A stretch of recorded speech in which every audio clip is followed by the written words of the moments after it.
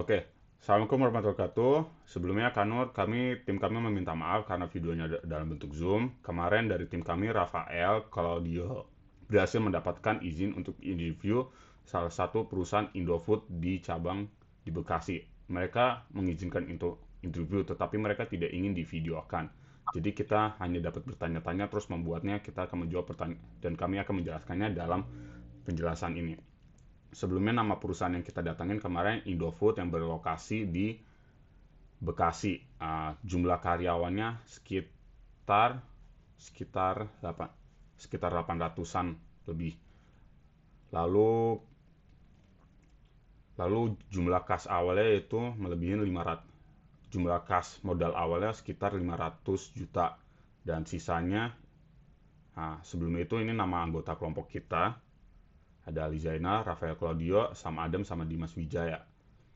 Nah, sisa kayak piutang dan lain-lainnya akan dijelaskan oleh Rafa, oleh Sam Adam.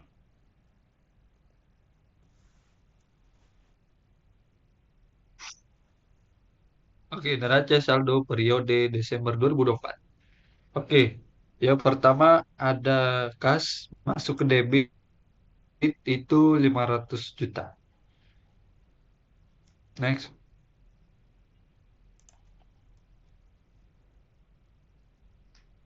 Kemudian ada piutang usaha itu masuk 300 juta.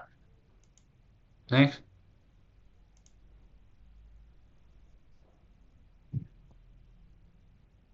Kemudian ada persediaan itu sekitar 400 juta.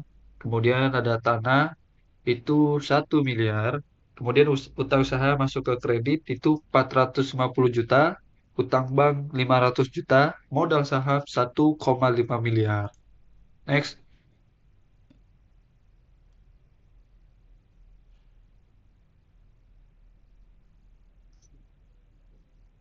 Oke, kemudian ada pendapatan penjualan itu sekitar 2 miliar.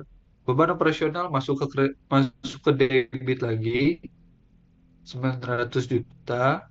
Beban gaji 600 juta. Akhir ada laba ditahan itu masuk ke kredit sekitar 50 juta. Jadi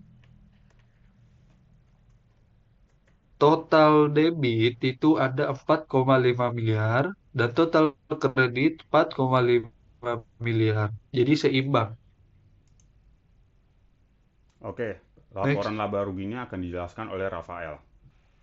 Baik, untuk laba di ruginya ada untuk akun pendapatannya, pendapat penjualannya di debit dia nol, untuk di kredit dia 2M, beban operasional di debit dia ada 900 juta dan di kredit dia nol.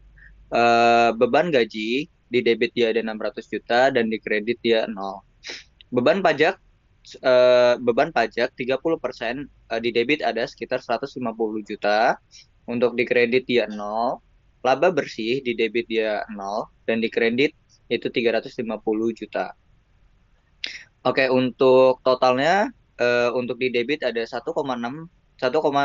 M 650 juta dan untuk di kredit dia ada 2 M. Lanjut.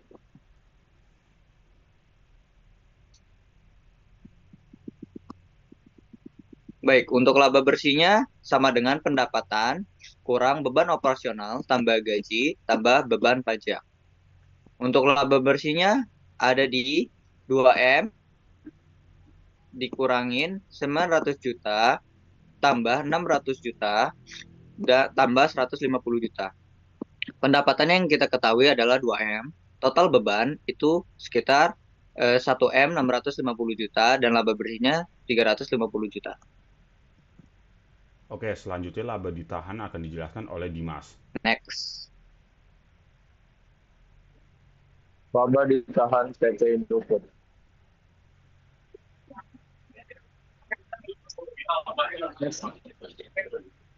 Di sini ada laba ditahan awal yaitu senilai 50 juta di kredit.